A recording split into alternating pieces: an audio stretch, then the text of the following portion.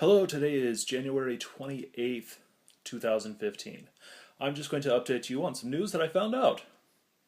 First big news is that there's been a Dmake, that's a port down of a game to an older system, from Super Mario Bros. For the Nintendo to the Atari 2600. The ability to do this is thanks to a really cool compiler called Atari Basic, and it also has a really snazzy visual guide version as well. I haven't been able to get it to play, but there are videos of the game being played, and although it looks very archaic, it looks like a lot of fun.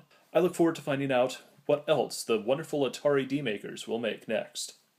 Next up, videos and information about a game for the Avengers that will never be released has been revealed. Unseen64 has most of the pictures and videos that you can see, so I'm going to leave a link down at the bottom for you to enjoy. It's about an Avengers game that was going to be released for the PS3, the Xbox 360, and there was a port being made for the Wii U. It was a first-person shooter type game, only you got to play characters like Iron Man, Thor, the Incredible Hulk, and Captain America. The game looks like a really good build and has some really interesting ideas. The only problem is the characters themselves can fly, move out of the area, and in one case can destroy a whole mountain with his hammer. I don't know how they would use these characters within a first-person adventure correctly. But it would have been really cool to find out, but the game will never be released.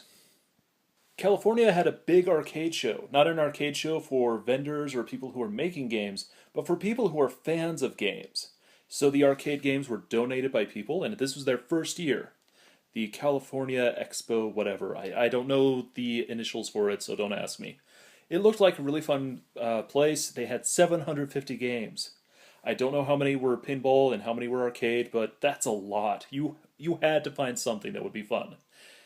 Hopefully next year they'll have just as many, and if I can, I'll try to get there. Next up is a EM Machine art museum. It's found on the shores of England, and the artist is actually an engineer who's been doing it since the 80s. An EM Machine stands for electromechanical. I actually had to reshoot this shot because I kept on saying electromagnetic. I felt really dumb. EM machines came before the video game machines that you imagine, and in fact, much of what we consider video game machines are based on EM machines.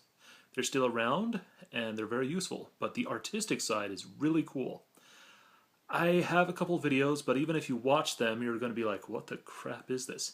This is the type of game where you have to actually, either go and play or watch the video completely. And even after watching the video, you're going to have a hard time believing what you're seeing. Microsoft had a big show, and they wanted to show off their new Windows 10. They're skipping 9 because they know that odd numbers are actually the better versions, but let's not get into that. They promised the world, basically, with Windows 10.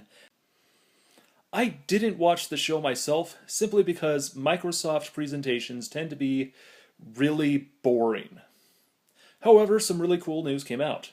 They offered a new artificial reality system so that you could walk around with these glasses and they'd scan the room with the same Kinect technology, and they'd project things onto your eyes so that you can look into your room and suddenly there's bad guys you can shoot, or blocks you can bash, or you can do all this stuff in your own house.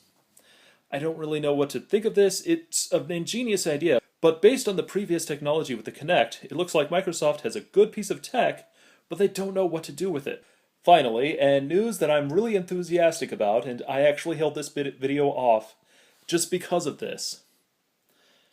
GoodOldGames.com has started to release old LucasArts games.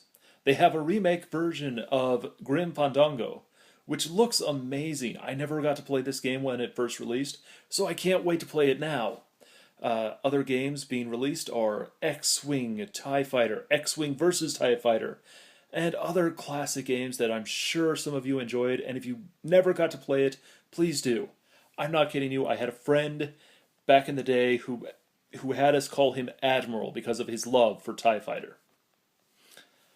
My personal opinion is that they've released some really cool looking games, but I'm waiting for Day of the Tentacle.